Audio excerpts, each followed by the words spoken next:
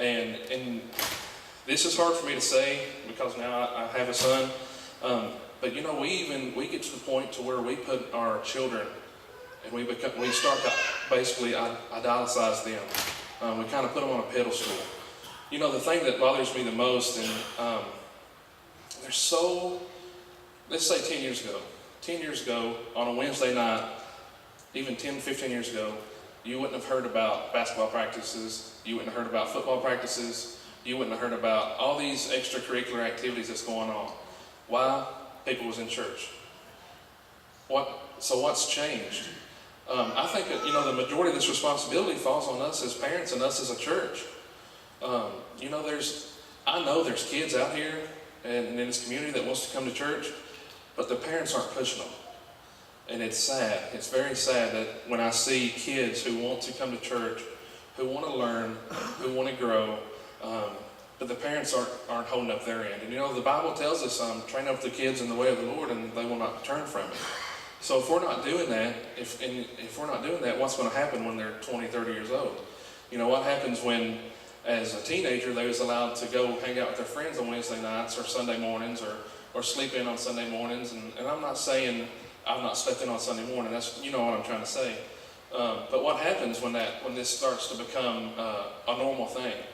When kids are missing church to go for basketball practices, and I understand, kids want to do these things, but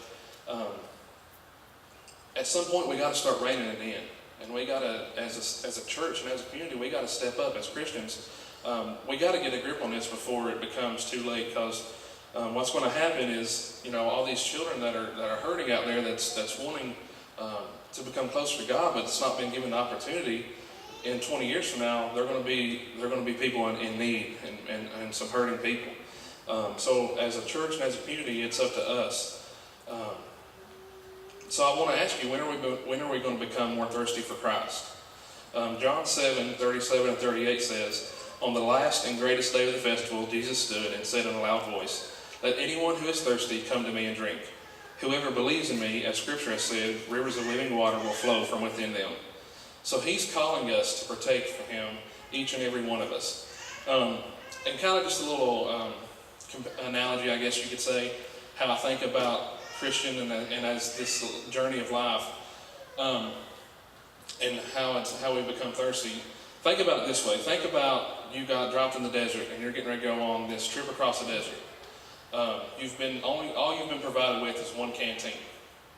Okay, so the non-Christian believers, they've got this one canteen, and they start over here at this journey. They're going along life, everything's good, and then they get about halfway there and they realize, I'm out of water. What am I going to do now? So they're stuck here. They can't go past this problem. They can't go past this situation because they have no more water. They're stranded. They're looking. They're thirsty. They don't know what to do. But as Christians, with Jesus in our hearts, and if we stay close to Him and draw nigh to Him, our canteen per se is never going to go empty. We'll start with a full canteen. We'll make it halfway through life, and we'll hit a little dip in the road, maybe a death in the family, maybe some situation. But guess what? God, our cup is still full. It's still run over from everything that God's provided us. So we're able to handle this situation. We're able to persevere and push through, so we keep on going on down the road. And maybe we encounter something else, but guess what? Our cup is still full. So we're able to persevere and keep going. We're able to make it through this journey of life because our cup is full always.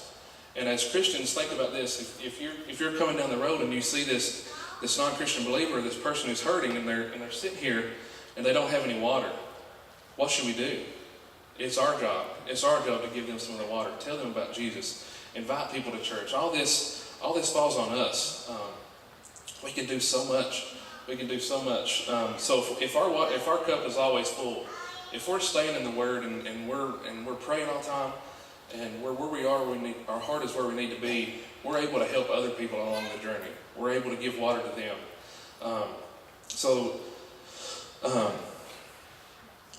John 6.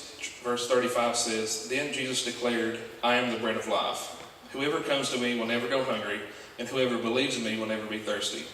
So all these scriptures that I've been telling you or been reading, it emphasize that we will never go thirsty, but the world and devil will try to tell us different. John 10:10 says, "The thief comes only to kill, steal, and destroy, but I have come that they may have life and have it to the full." In this situation, the devil is like a bully in school. Has anybody in school throughout life, has anybody ever seen the bully or witnessed a bully in school? Probably every single one of us. And what do? They're just out to make our life miserable. They're just out to pick on people, to hurt people, and that's like the devil here. I can remember bullies in school being at the lunch table, and a kid will have their milk or something. The bully will come and knock over the milk, and the kid can't get another milk because the kid don't have money, or they only allow certain things. And this is just like the devil. The devil will come and he will try to knock our cup over. But it doesn't matter how many times the devil knocks our cup over. If God is constantly filling our cup back up, we're overcoming every situation that's put in our way.